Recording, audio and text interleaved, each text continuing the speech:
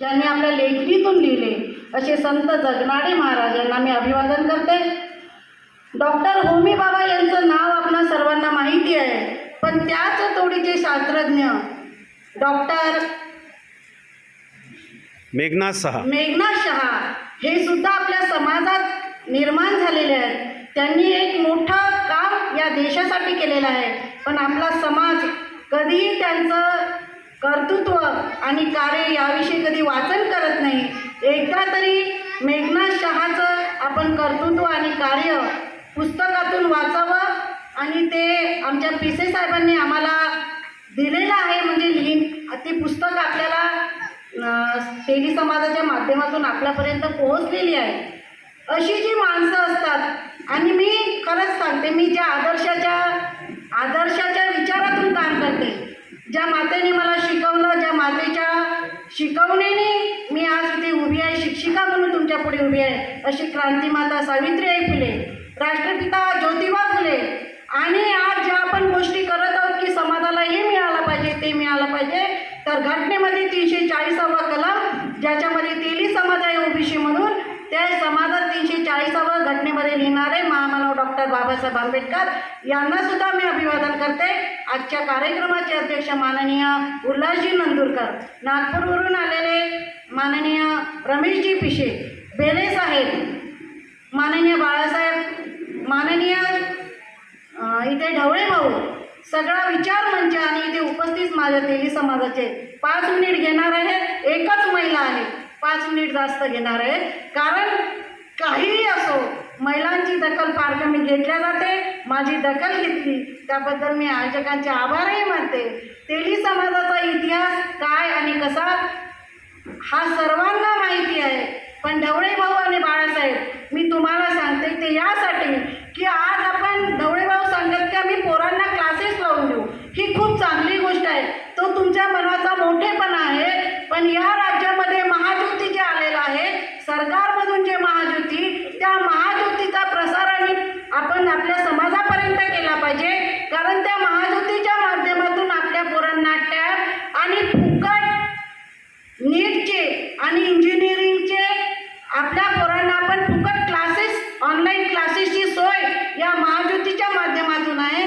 सरकारने ती सोय खूप वर्षानंतर केलेली आहे, आम्ही लढलो म्हणून ते आम्हाला मिळालेलं आहे। आणि याच्यानंतर संतोष भाऊ, आपल्याला जर भांडायचं असेल तर आपण एखाद्या तेली समाजाचं एखादं हॉस्टेल आपण काढू शकतो, पण या देशामध्ये जी काही सरकार आली आहे, मला कोणाला विरोध करायचा नाही आहे, पण आम्ही ज्यांना आतापर्यंत मतं दिलेली आहेत आणि पुढेही देणार आहोत, कदाचित माझं भाषण तुम्हाला आवडणार नाही, पण मी सत्य बोलते की त्यांनी आमच्यासाठी तेली म्हणून नाही तर ओबीसी म्हणून एकही हॉस्टेल आतापर्यंत का काढलं नाही, आणि हे प्रश्न इथे प्रस्थापित पक्षांना आपण का विचारत नाही? हो, आपल्या समाजाचा आमदार झालाच पाहिजे, कारण आपल्या समाजाचा आमदार झाला तर ती प्रश्न पुढे घेऊन आपण जाऊ शकतो, पण आम्ही हॉस्टेल मागितले।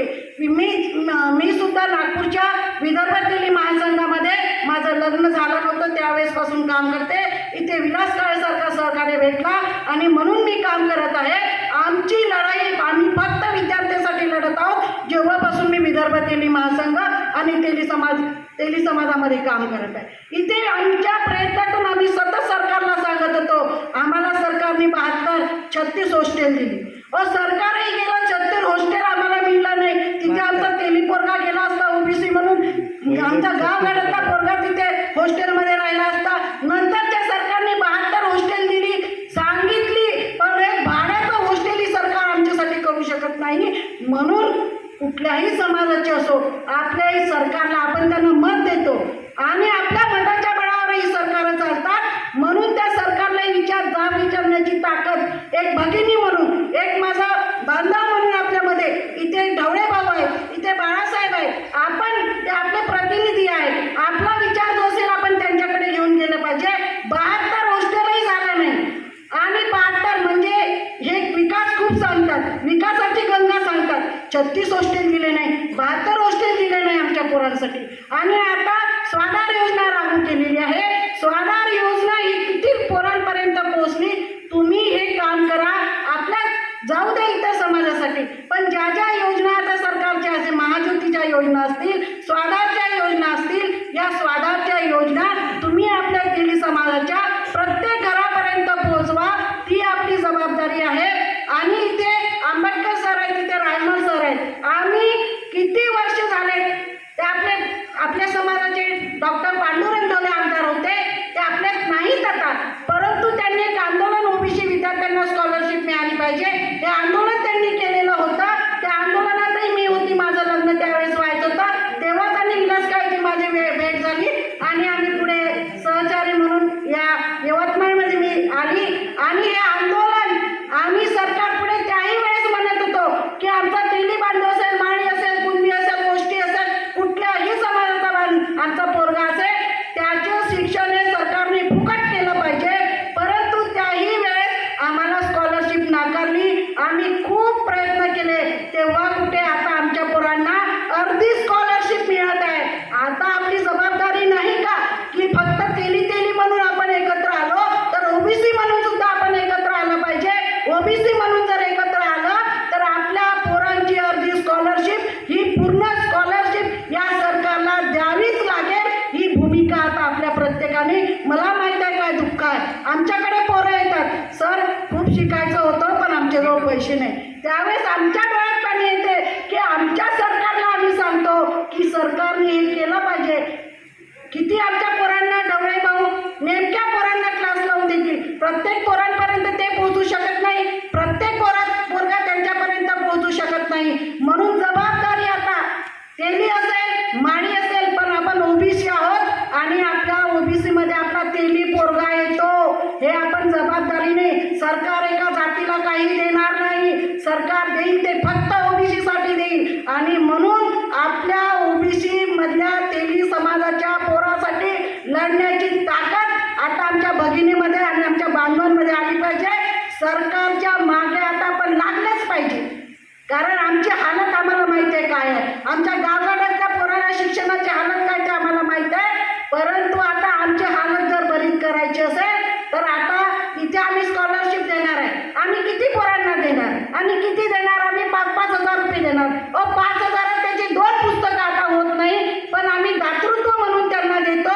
आता आपली भूमिका पुढची असली पाहिजे की आम्ही जर आंदोलनं करत असू की ओबीसीला हॉस्टेल मिळाली पाहिजे, ओबीसीला स्कॉलरशिप मिळाली पाहिजे, ओबीसीची जात न्याय जनगणना झाली पाहिजे, त्याच्यामध्ये तेली येतो.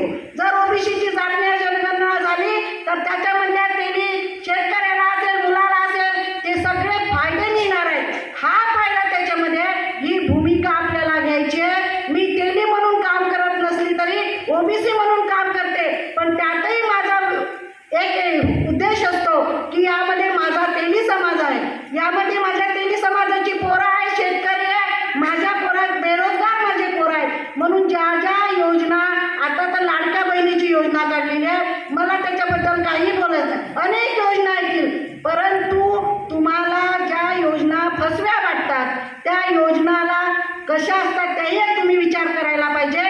आणि आपल्या पोरांच्या स्कॉलरशिपसाठी, आपल्या जातीच्या जात न्याय जनगणनेसाठी, आपल्या पोरांच्या हॉस्टेलसाठी आता आपल्याला संघर्ष करण्याची वेळ येऊन ठेपलेली आहे. तेली म्हणून आपल्याला काही भेटणार नाही, परंतु तेली म्हणून आपल्याला संघर्ष करायचा. आपला तेली म्हणून आपला संघर्ष हा मोठा असला पाहिजे, एवढीच भूमिका मी मांडते आणि थांबते. जय संताजी.